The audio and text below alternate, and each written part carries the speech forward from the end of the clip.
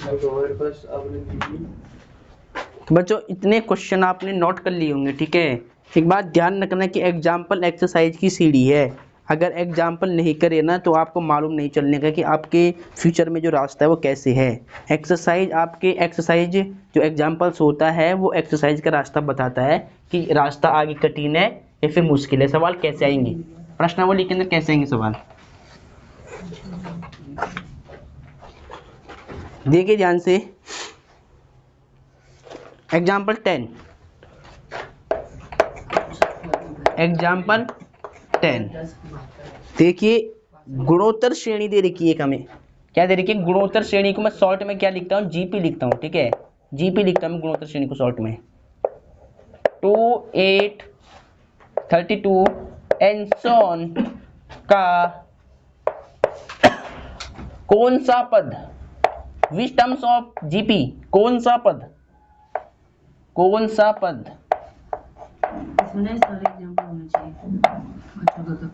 कौन सा पद 13 क्या लिखा है 13 10 72 13,000 है, 1 लाख 1 लाख, हाँ एक है, हाँ ठीक है, 1,31,072 है, कौन सा पद है मतलब इसका, ठीक है, चेक करना है हमें, ठीक है। देखिए ध्यान से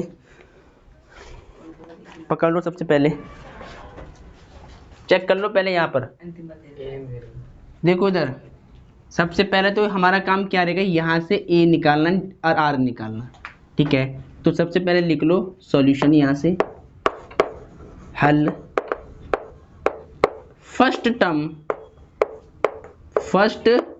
टर्म ऑफ जीपी, प्रथम पद जीपी का a1 बोल लो, इसको a से भी डिनोट करते हैं, इसकी वैल्यू 2 है।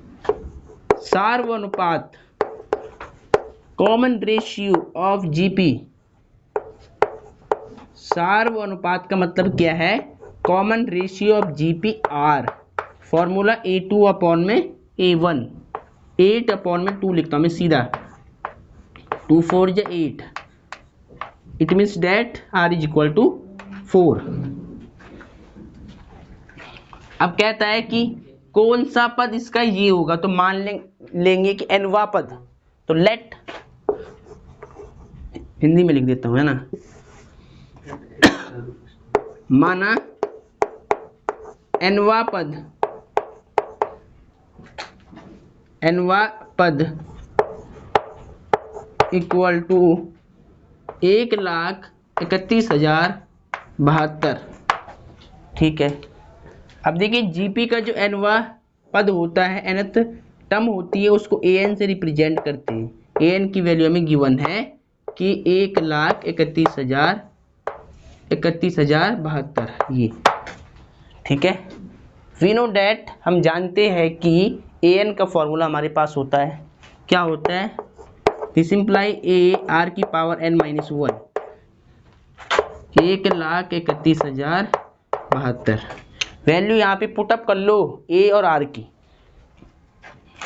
ए की वैल्यू 2, आर की वैल्यू 4, ठीक है, आर की वैल्यू 4, एन की वैल्यू नहीं पता है, 1 की वैल्यू नहीं पता है, इसको सेम रख लो। अब देखो इसको तुम्हें पावर की फॉर्मेट में लिखना पड़ेगा, पहले पावर के फॉर्मेट में इसको लिखना पड़ेगा, पहले यहाँ तक इसको लिख लो तुम सही से, बिल्कुल लिख लो पहले। देखो यहाँ पे अगर पावर को अगर तोड़ते हो तो फिर 2 की बार गुना हो जाएगी, फिर इसके सेम हो जाएगा, इसको मिल जाएगा ऊपर। इस नंबर को चेक कट कर लो, पहले तो तुम यहाँ तक कर लो नोट इसको सही से बिल्कुल। तो सभी बच्चों ने यहाँ तक कर लिया होगा नोट। अब ध्यान दे, 2 1 जा 2, 2 से ये नंबर कट हो जाएगा सारा, ठीक है। देखिए 2 6 जा 12, 1 कैरी, 2 5 जा 10, ठीक है, 1 कैरी, 2 5 जा 10, रुक जाओ पहले, 2 6 जा 12, यहाँ से 1 कैरी, 2 5 जा 10, फिर 1 कैरी, फिर 2 5 जा 10, ठीक है, फिर 2 3 जा 6 और फिर 2 6 जा 12। चेक कर लो, ये है ना बार। अब देखो ध्यान से, 4 n की power n-1 is equal to 65,536, ठीक है। अब जरा ध्यान दो, इस नंबर को हम क्या लिख सकते हैं, पावर की फॉर्म में 4 की पावर 8 लिख सकते हैं। निकाल लेना चाहिए इसकी वैल्यू, यही आएगा, है ना। निकाल के देख लो चाहिए, अगर एलसीएम लोगे ना यहाँ पर ऐसे करके, तो 4 आएगा इसमें 8 बार। क्या आएगा? 8 बार आएगा 4। तो अब देखियो, बेस सेम होने पर क्या होती है, पावर्स भी सेम हो जाती है ना। तो देयरफॉर इसके बेस सेम है दोनों साइड। अगर बेस सेम है तो पावर्स भी क्या हो जाएगी, सेम हो जाएगी। कंपेयर कर देंगे पावर का पावर से। तो therefore n is equal to 8 -1 उधर जाएगा प्लस का 1, n is equal to 9। Check कर लो, ठीक है। तो बस पावर का तुम्हें देखना है इसको, है ना, फैक्टर वगैरह करने के बाद। बाकी तो आसान क्वेश्चन है, कोई भारी क्वेश्चन नहीं है। क्वेश्चन जस्ट बहुत आसान क्वेश्चन है, बस पावर का ध्यान रखना।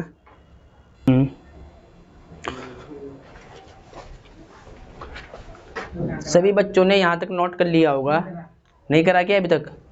फटाफट करो, नोट करो जल्दी। वीडियो जरा पॉज करके नोट कर लो पहले, प्लीज द वीडियो। सभी बच्चे ध्यान दो, ठीक है। बच्चों एग्जाम्पल को ढंग से नोट करो, ठीक है। मेरा उद्देश्य ये रहता है कि पहले मैं आपको एग्जाम्पल समझाऊं, ठीक है। मेरी आप सभी वीडियो देख लेना, मैं आपको पहले एग्जाम्पल समझाता हूँ हमेशा, ठीक है। इससे हमें मालूम चलता है कि सवाल कैसे है, इस बात का ध्यान रहे। Example 11 is most important and very very important, ठीक है। एक गुणोत्तर श्रेणी में तीसरा पद 24 है तथा छठवां पद 192 है, तो 10वां पद ज्ञात करो, ठीक है। तो देखो तीसरा पद, पहले यहाँ बात समझ लो, जीपी का हमें गिवन है, हमें गिवन क्या है कि इस जीपी का तीसरा पद मतलब A3 कितना दे रखा है, 24, ठीक है, बहुत बढ़िया। छठवां पद मतलब A6 कितना दे रखा है, 192। तो पूछता है, क्या पूछता है, 10वां पद बताओ AP का, GP का, ये, ठीक है। तो पकड़ लो, बस हलवा क्वेश्चन है ये। देखो ध्यान से, पहले तो यहाँ पे सीक्वेंस में कैसे लिखना है इसको देख लो पहले। मेरा मेनली जो फोकस होता है वो सीक्वेंस के ऊपर होता है, अनुक्रम के ऊपर, ठीक है। अनुक्रम वो वाला सीक्वेंस नहीं, श्रेणी वाला करने वाला सीक्वेंस है ये, ठीक है। अभिषेक कौन सा सीक्वेंस है ये? हाँ, लेट माना जीपी का प्रथम पद, first term of GP A and then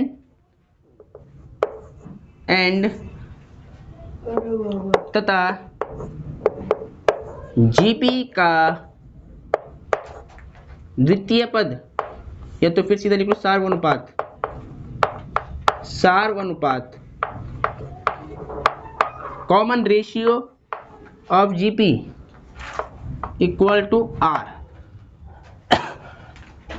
given हमें दिया क्या है क्वेश्चन में, गिवन हमें दिया है कि जीपी का तीसरा पद, third term of GP A3 is equal to 24। इसको लिख लो पहले तो, जीपी का छठवां पद A6 इक्वल टू 192। तो फाइंड करना है जीपी का 10वां पद A10 क्वेश्चन मार्क, ठीक है, पकड़ लो। इसके बाद देखो, सिंस हमें गिवन क्या है, हमें गिवन है A3 तीसरा पद जीपी का 24 है। वी नो डैट हम जानते हैं कि तीसरा पद का फॉर्मूला AR², ठीक है, R एक कम होता है स्क्वायर में, 24 इक्वेशन नंबर फर्स्ट। सिमिलरली इसी प्रकार A6 हमें गिवन है 192। वी नो डैट, हम जानते हैं कि A6 का formula AR⁵ 192 from equation number second, समीकरण 2। तो अब देखिए बच्चों, समीकरण 1 और 2 को कर लो आपस में डिवाइड, ठीक है। सेकंड को कर लो फर्स्ट से आपस में डिवाइड, ठीक है। तो from equation first and second, from equation first and second, समीकरण 1 को समीकरण 2 से लिख देना हिंदी में, समीकरण 1 को समीकरण 2 से लिख देना हिंदी में, ठीक है। लेफ्ट को हम लेफ्ट से डिवाइड करेंगे और राइट को राइट से करेंगे। 192/24, ठीक है। ए से तो ए कैंसिल हो जाएगा, आर की पावर देखो 2 जाएगा ऊपर तो माइनस हो जाएगा, बेस सेम होने पे पावर्स क्या होती है, माइनस होती है। आर की पावर 3 बच जाएगा, ठीक है। जब ये ऊपर जाएगा ना तो 2 हो जाएगा -5, तो यहाँ 3 आ जाएगा। और इसको कर लो कट, 24 के पारी से कट जाएगा ये पूरा। चेक कर लो एक बार जरा, 24 अट्ठे कितना होता है, 8 चौक 32 का 2, 80 लगाए 3, 8 दूनी 16 और 3 19, ठीक है। 24 अट्ठे कितना होता है, 192, क्या होता है 192। 24 कम 24, 24 अट्ठे 192, देयरफॉर 8। अब वी नो डैट, देखिए R³ है यहाँ लिखा हुआ। अब इस 8 को भी हम क्यूब के फॉर्मेट में लिख सकते हैं। 2 का क्यूब कितना होता है, 8 होता है, तो क्यूब से क्यूब कैंसिल हो जाएगा। We can say that R = 2। Check कर लो, नहीं अभी चेक मत करो, अभी अभी सवाल पूरा नहीं हुआ है, ठीक है। अभी तो केवल R निकाला, अभी तो A भी निकालना पड़ेगा, फर्स्ट है ना, प्रथम पद जीपी का। Putting the value of R in equation number first, समीकरण 1 में R का मान रखने पर हिंदी में लिख देना, ला डस्टर।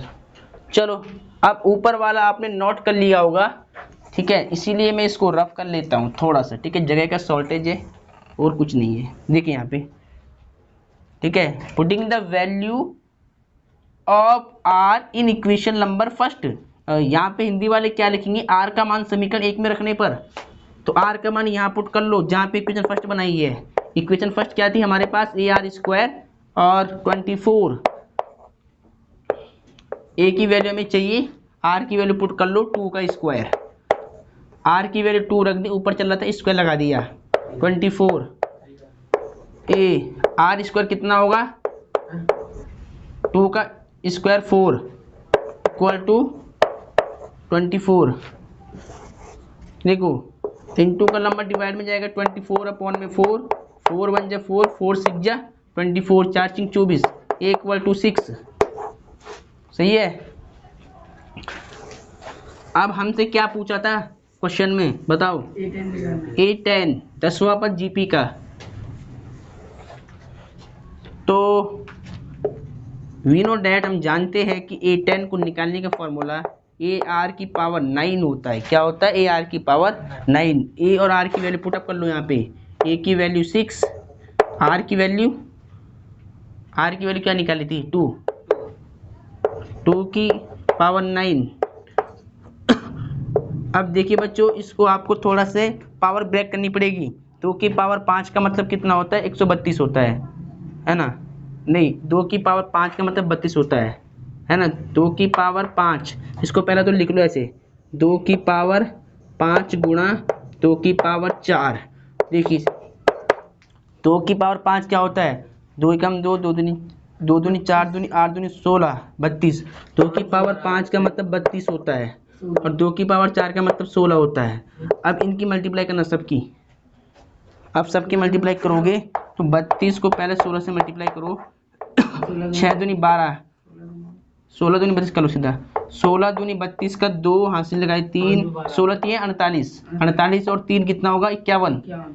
512 की मल्टीप्लाई करो 6 से, 6 दूनी 12 का 2 हासिल लगाई 1, 6 कम 6, एक 7 6 5 30 चेक कर लो, ये है ना। यही आएगा, तो इसको 6 से डिवाइड करेंगे तो इसका ये नहीं आ जाएगा। 3072 क्या हुआ अभिषेक? ओ अभिषेक ट्रिक बता, ट्रिक यहाँ बच्चों को। ना वो तो ट्रिक ज्यादा बढ़िया नहीं हाँ है, आंसर पता होना चाहिए बस। ठीक है ठीक है। तो अतः यहाँ लिख सकते हैं लास्ट में, अतः आंसर शीट में देख ले। जीपी का उधर चेक करो पेपर में 10वां पद A10 इक्वल टू 3072 आंसर। ठीक है, तो सभी बच्चे इसको ढंग से नोट करिए, सही वे में है। तो सभी बच्चों ने नोट कर लिया होगा, वेरी गुड बच्चों। अब देखिए आगे, तो डियर स्टूडेंट यहाँ तक बिल्कुल सही से इसको नोट कर ले। अगर कोई भी दिक्कत होती है आपको तो कमेंट बॉक्स में लिखकर बता ले करो, और जो भी क्वेश्चन अगर आपको चाहिए ना उसको कमेंट बॉक्स में लिखकर भेज ले करो मुझे कि सर हमें ये वाला क्वेश्चन करना है। तो नेक्स्ट वीडियो हम उसी के ऊपर लाएंगे तब, ठीक है। चलो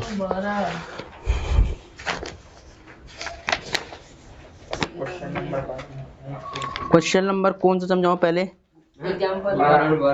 पहले एग्जाम्पल नंबर 14 समझा लो। 14 इंपॉर्टेंट है, पढ़ लो पहले अगर कर लोगे तो।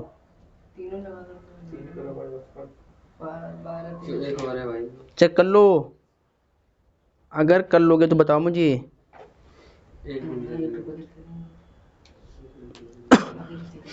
ठीक है, एग्जाम्पल नंबर 14 देख लो क्योंकि ये हार्ड है। ठीक है, एग्जाम्पल नंबर 12 तो आसान है, योगफल, बस इसमें योगफल का सूत्र लगाना है, अब बाकी निकाल लेना है ना।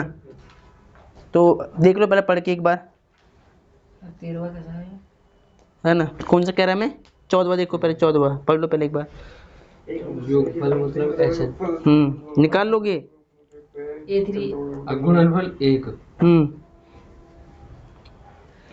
देख लो, नहीं पता है, मोस्ट इम्पोर्टेंट है क्योंकि इसमें एक फॉर्मूला अलग यूज होगा। मोस्ट इम्पोर्टेंट है, जितने भी बच्चे इस वीडियो को देख रहे हैं ध्यान से सुन ले, मोस्ट इम्पोर्टेंट क्वेश्चन है एग्जाम्पल नंबर 14। ठीक है, चलो। हार्ड क्वेश्चन करने में थोड़ा क्या आता है, मजा सा आता है, आसान में फिर बोरिंग लगता है ना। देखो ध्यान से, पहले तो लिख लो IMP क्वेश्चन है, और IMP क्वेश्चन लिखने से पहले एक बात और लिख लो कि हमेशा ध्यान रखना, क्या ध्यान रखना है कि जीपी के 3 पद, जीपी के जो 3 संख्याएं होती है, 3 पद होते हैं, वो इस फॉर्मेट में होते, सूत्र के रूप में याद करना है। ये A/R AR, ये इसे लिख लो पहले कहीं साइड में।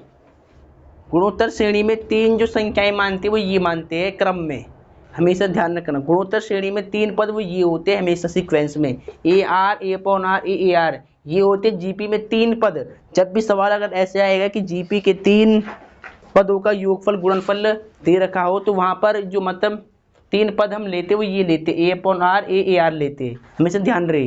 जैसे उसमें हाँ, एपी में भी है ऐसे, एपी में भी है A+D और A-D ऐसे कुछ है। ठीक है, A+2D होगा।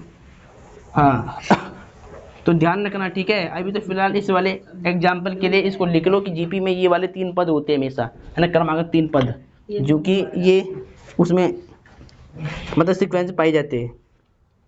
चलो अब देख लो ध्यान से, एक जीपी दे रखी है। ठीक है, गुणोत्तर श्रेणी के प्रथम 3 पदों का योगफल 13/12 है तथा उनका गुणनफल 1 हो तो सार्वनुपात तथा पदों की संख्या ज्ञात करो। 3 बातें हमें पूछी गई है। ठीक है, एक गुणोत्तर श्रेणी के प्रथम 3 पदों का योगफल इतना है और उनका गुणनफल 1 हो तो सार्वनुपात तथा पदों की संख्या ज्ञात करो। ठीक है, तो मान लो माना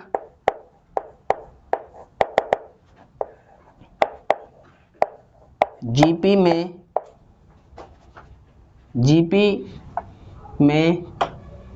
3 संख्याएं,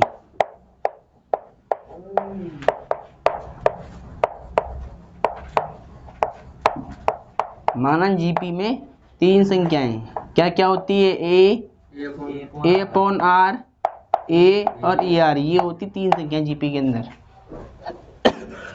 ठीक है।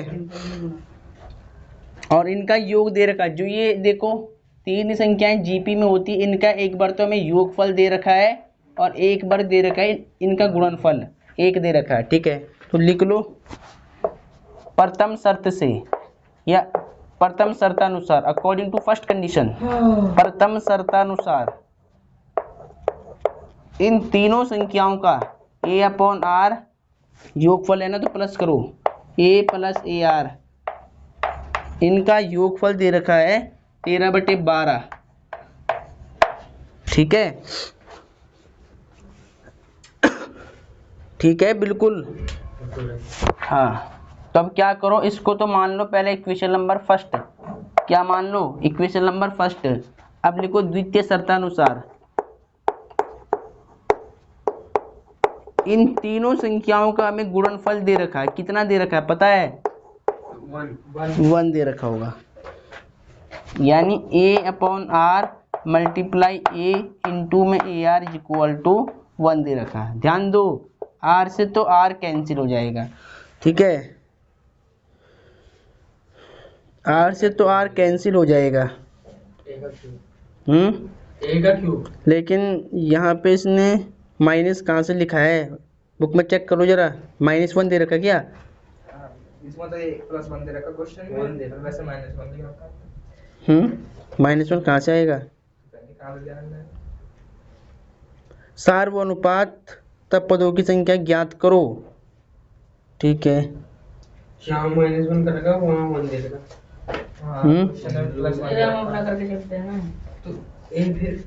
वहाँ पे -1 दे रखा है, ठीक है। एक बार जरा क्वेश्चन पहले चेक करेंगे, एक बार सही क्वेश्चन नहीं है। सभी बच्चे यहाँ पर ध्यान दे, देखो बच्चों अभी यहाँ पर देखिए, हमें सबसे पहले क्या करना पड़ेगा, समीकरण 1 से पहले ए का मान निकालना पड़ेगा, ठीक है। समीकरण 1 को पहले बाद में मान लो आप, पहले से हम सॉल्व कर लेते हैं, ठीक है, क्योंकि हमारे पास इसमें रखने के लिए आर का मान नहीं है, तो तब हमें दिक्कत आएगी। पहले देखो जरा, इसको समीकरण बाद में मानना है, ठीक है, इसको पहले मैं थोड़ा सिंप्लीफाई कर रहा हूँ, ठीक है। देखिए ऊपर से मेरे पास एक कॉमन आ रहा है, ठीक है, तो जब ऊपर से एक कॉमन आएगा है 1/r प्लस में 1 और r बच जाएगा, ठीक है। इतनी बात क्लियर समझ में आई नहीं आई, कमेंट करके बता दो फटाफट, जल्दी तुरंत, जस्ट देखिए ध्यान से, यहाँ पे इन सब के नीचे 1 मान लो, एलसीएम ले लो इनका ना, सॉल्व कर लो फ्रैक्शन को।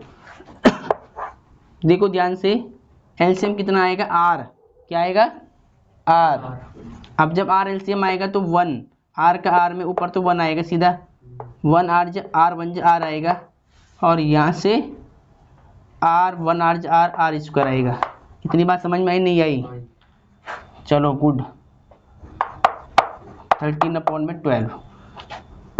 अब देखिए बच्चों ध्यान से, बिल्कुल केयरफुली से आपको क्या करना है, आपको मल्टीप्लाई करने से कुछ बेनिफिट मिलेगा मुझे, इधर चला जाएगा ये, चलो कोई दिक्कत नहीं। देखिए मैं इस ए को भेज रहा हूँ यहाँ पे इनटू में, मल्टीप्लाई का डिवाइड में आता है वैसे तो ये है ना, तो एक काम कर लो, पहले ए का मल्टीप्लाई कर लो अंदर, कोई दिक्कत नहीं, ए आर स्क्वायर कॉमन लेने से भी कुछ फायदा नहीं हो रहा ना, कोई नंबर कट नहीं रहा, क्रॉस मल्टीप्लाई मान लो, 12a प्लस में 12ar प्लस में 12ar स्क्वायर और 13r। अब r को सेपरेट कर लो, r वाली टर्म्स को सेपरेट कर लो, ठीक है। देखिए पहले तो लिखता हूँ 12ar स्क्वायर, फिर लिखता हूँ मैं 12ar, फिर प्लस में 12a बराबर 13r, ठीक है। अब कंडीशन कहीं पे कुछ गलत हो रहा है कि कोई वैल्यू में गिवन होनी चाहिए वैसे, क्योंकि आर का मान ऐसे तो निकल नहीं पाएगा, यहाँ कॉमन है कुछ, देखिए जरा फैक्टर, फैक्टर कॉमन है कुछ, 12ar तो कॉमन आ जाएगा, 12a कॉमन है। चलो रुक जाओ पहले 1 मिनट जरा रुक जाओ, पहले तो इसमें कॉमन लेते हैं, यहाँ भी, यहाँ ए है खाली, 13r चलो सभी बच्चे ध्यान दें कि तुम्हारी एनसीईआरटी बुक में जो गुणनफल 1 दे रखा है ना वो -1 होगा वहाँ पे, ठीक है। पुरानी बुक में लिखा है -1, लेकिन न्यू बुक में लिखा है +1, तो मैं इसको -1 से कर रहा हूँ, ठीक है। देखिए यहाँ पे योगफल हो गया, इसको मान लो इक्वेशन नंबर फर्स्ट, ठीक है। अब देखिए द्वितीय शर्तानुसार, दूसरी शर्त के अनुसार इन तीन संख्याओं की जो जीपी की तीन संख्याएं हैं इनका गुणनफल क्या दे रखा है तुम्हारी एनसीईआरटी बुक में, +1 दे रखा है, पर लेकिन मैं कर रहा हूँ इसको -1 से, क्योंकि पुरानी वाली बुक्स में क्या दे रखा है, -1 दे रखा है गुणनफल।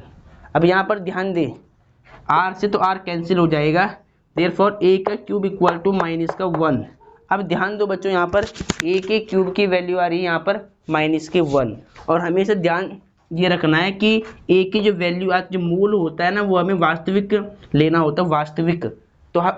तो देखिए यहाँ पर ध्यान से, हमें यहाँ पे रूट नहीं मतलब लेना है, तो वास्तविक मूल के लिए यहाँ पे लिखना पड़ेगा आपको, वास्तविक मूल के लिए, वास्तविक मूल के लिए। अगर आपने यहाँ पे अगर क्यूब रूट लगा लिया ना, अगर आपने ये गलती कर दी कि यहाँ से क्यूब हटाया, यहाँ क्यूब रूट का सिंबल लगा लिया, तो ये क्वेश्चन वास्तविक नहीं बन जाएगा, है ना। तो वास्तविक रूट के लिए हम क्या करते हैं, हम वहाँ पे क्यूब का रूट मतलब वहाँ पे नहीं लगाएंगे, ठीक है। क्यूब रूट का सिंबल यहाँ नहीं लगाएंगे, हम खाली इस a की वैल्यू क्या, हम इस a की वैल्यू यहाँ से लेंगे -1 खाली, तो देयरफॉर a बराबर -1 लेने पर, ठीक है। एनसीईआरटी बुक ने भी ये लिखा है वास्तविक मूल के लिए, तो वास्तविक मूल के लिए a की वैल्यू आपको यहाँ पे क्या लेनी पड़ेगी, -1, ठीक है। क्योंकि अगर इस पर रूट आ गया तो ये काल्पनिक बन जाएगा, ठीक है, इसीलिए। और हमेशा हमें ये मालूम है कि रूट के अंदर क्या होता है, माइनस नहीं होता है, इसलिए। चलो अब पकड़ लो बुक को। अब देखिए बच्चों, इतना करने के बाद आपको a का मान पुट करना है समीकरण 1 में, फर्स्ट इक्वेशन में पुट करना है। तो अब आपको यहाँ पे क्या लिखना है, a का मान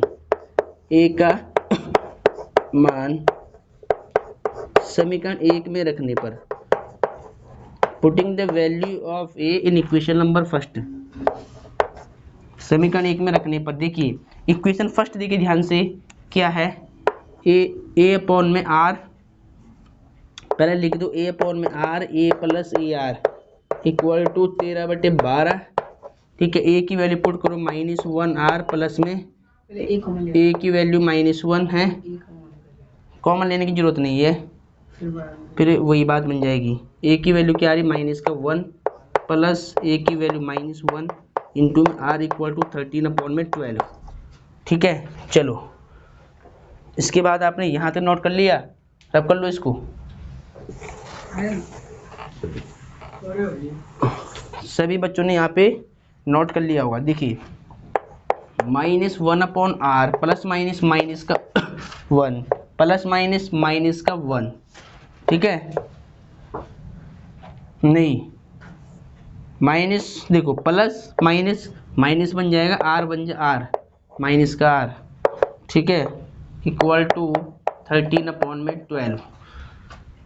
अब देखिए बच्चों यहाँ पे 1 लेट करके एलसीएम ले लो, एलसीएम क्या आएगा, r1, r से r कैंसिल, 1 खाली ऊपर, फिर r बन जाए r, तो खाली ऊपर आएगा r माइनस में r², ठीक है, इक्वल टू 13/12, क्रॉस मल्टीप्लाई कर लो। अब माइनस का 12r माइनस का 12r² और 13r।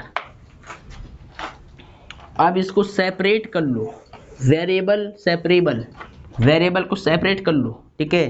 तो वेरिएबल को सेपरेट कर लेते हैं, सबसे पहले हम स्टैंडर्ड फॉर्म में लिखते हैं -12r², उसके बाद माइनस में 12r, फिर माइनस का नंबर होगा इधर आके 13r, माइनस का 12 लास्ट में लिख लो 12 इक्वल टू 0।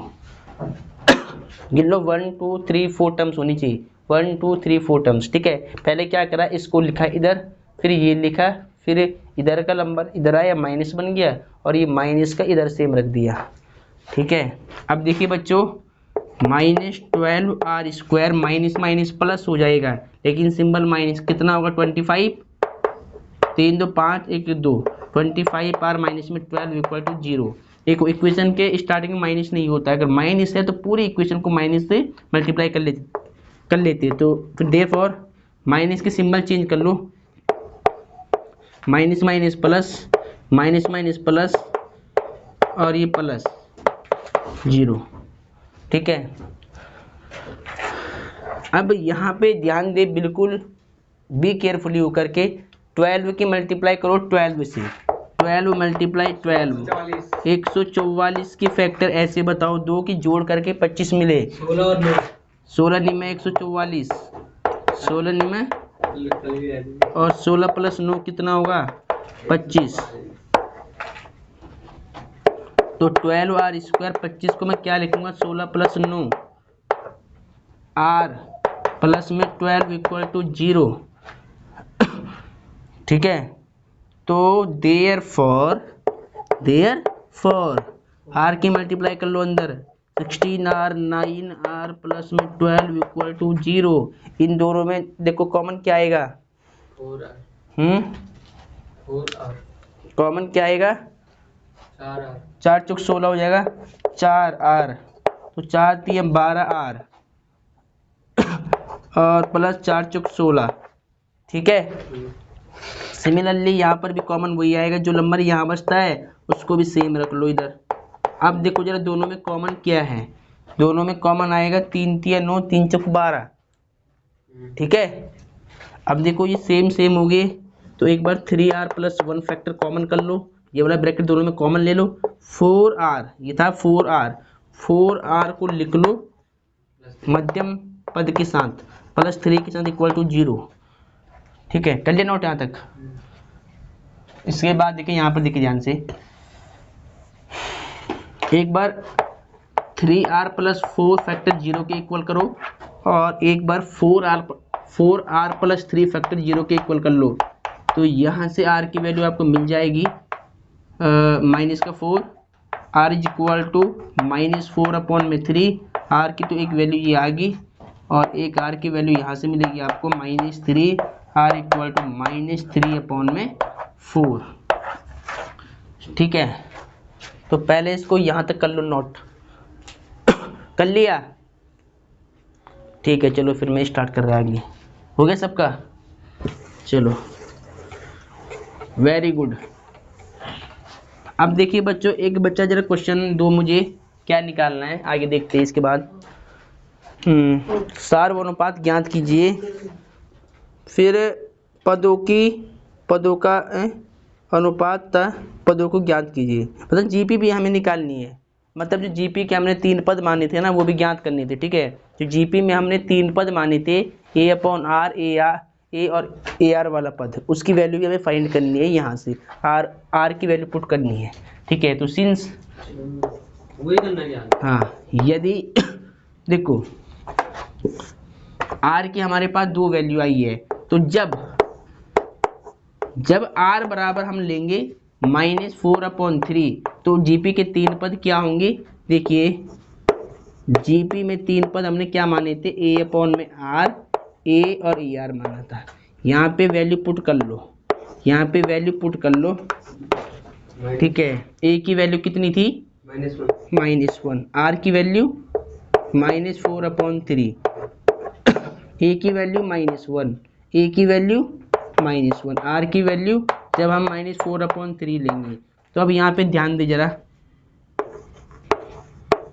देखिए यहाँ पे ये 3 जाएगा ऊपर, तो माइनस से माइनस कैंसिल, 3 अपॉन 4 बन जाएगा, ठीक है। चलो -1 से minus cancel, minus minus plus हो जाएगा, 4 अपॉन 3। तो जीपी में अगर आर की वैल्यू में माइनस में लेता हूँ 4 अपॉन 3 वाली, तो जीपी के मतलब 3 पद ये बन जाएंगे।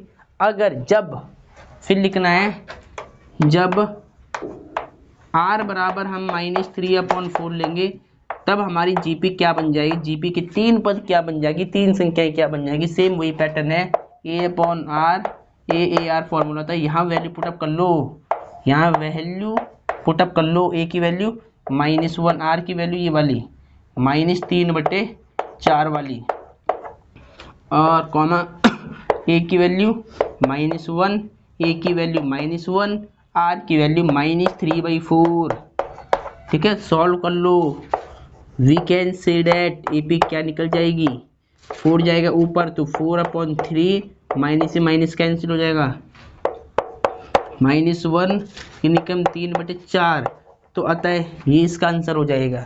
ठीक है, जब आर की वैल्यू हम ये वाली लेंगे तो जीपी के 3 पद ये बन जाएंगे, जब आर की वैल्यू हम ये वाली लेंगे तो जीपी के 3 पद ये बन जाएंगे। अब आंसर चेक कर लो ध्यान से। एनसीईआरटी बुक में मैच कर लो।